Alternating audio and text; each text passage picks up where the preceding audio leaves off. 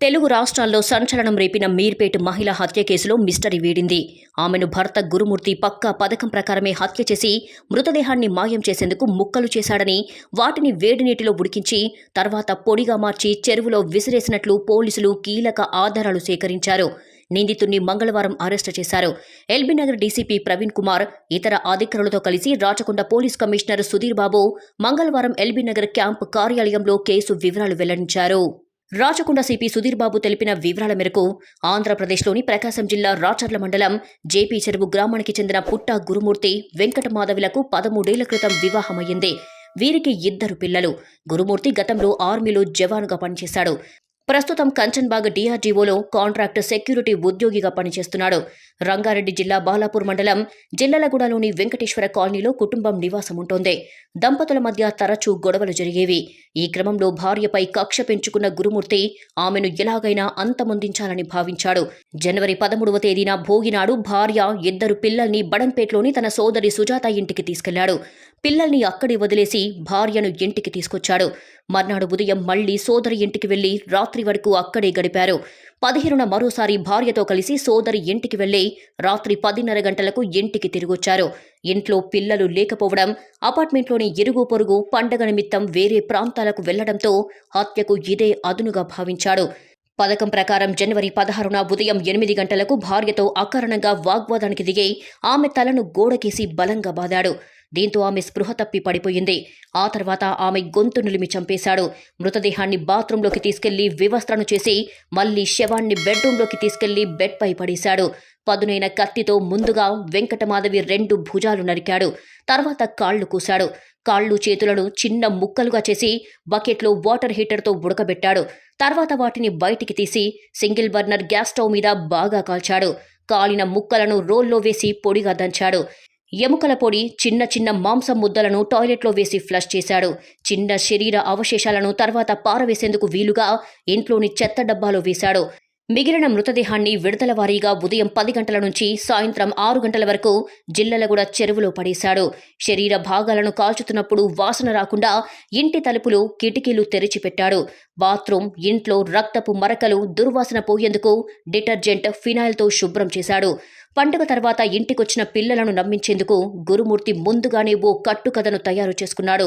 అమ్మ ఏదని పిల్లలు అడిగితే బయటికి వెళ్ళిందని చెప్పాడు. ఈ నెల 17న సాయంత్రం అత్త కుప్పాల సుబ్బమ్మకు ఫోన్ చేసి చిన్న గొడవ వల్ల మాధవి ఇంటి నుంచి తనకు చెప్పకుండా వెళ్లిపోయిందని చెప్పాడు. 18న వారితోనే మీర్పేట పోలీసులకు ఫిర్యాదు చేయించాడు. ఇంటి సమీపంలోని సీసీ కెమెరాలను పోలీసులు పరిశీలించగా మాధవి ఇంట్లోకి వెళ్లినవి తప్ప బయటికి వచ్చిన దృశ్యాలు లేవు. తొలుత గురుమూర్తిని అదుపులోకి తీసుకుని ప్రశ్నించినప్పుడు ఎక్కడికో వెళ్లిపోయిందని చెప్పాడు. దీంతో గురుమూర్తి ఇంట్లో భార్యను హత్య చేసి ఉంటాడు అని పోలీసులు ఓ నిర్ధారణకు వచ్చారు. ఈ క్రమంలో వారు తమదైన పద్ధతిలో విచారించేసరికి భార్యను తానే హత్య చేసినట్లు ఈ నెల 21న నేరం ఒప్పుకున్నాడు. అయినప్పటికీ ఆధారాలు లభించకపోవడంతో దర్యాప్తు సవాలుగా మారింది. 22, 23 తేదీల్లో నిందితుడి నివాసంలో క్లూస్ టీమ్, ఫోరెన్సిక్ బృందాలు కీలక ఆధారాలు సేకరించాయి. మృతదేహం ముక్కలను బకెట్లో వేసి ఉడికించినట్లు ఆధారాలు లభ్యమయ్యాయి.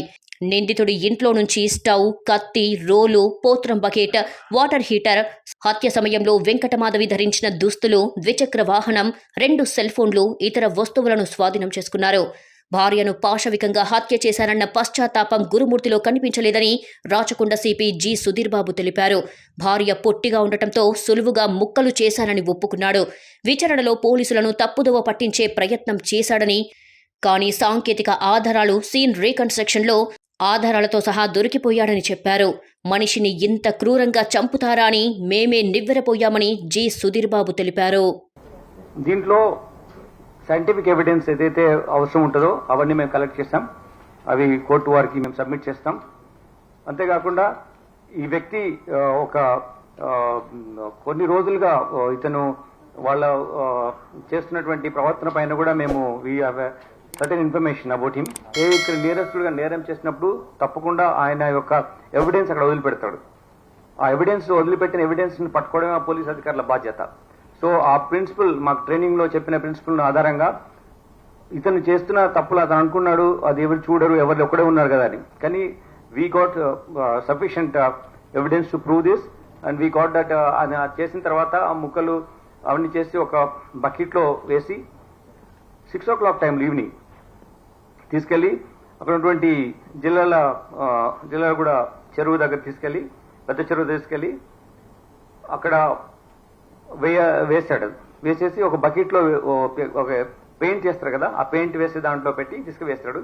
అది తీసుకెళ్ళినామంటే బకెట్ కంటైనర్ ఏది ఉందో అది సీజ్ చేయడం జరిగింది. దాని తర్వాత అతను Ashes I don't understand how to explain it. మీరు చాలా బాగా మీ ప్రెస్ వాళ్ళు చెప్తారు కానీ అది police officer I'm not able to explain you the way the cruel way is your behaving. So అలా చేసిన తర్వాత దెన్ నీ కేమ్ బ్యాక్ హోమ్. మళ్ళీ మొత్తం అంతా పొద్దున్న నుంచి కడిగినట్టుగానే మళ్ళీ కడిగి వాసన రాకుండా చూసి మళ్ళీ వెళ్ళి పిల్లల్ని తీసుకొని వచ్చాడు.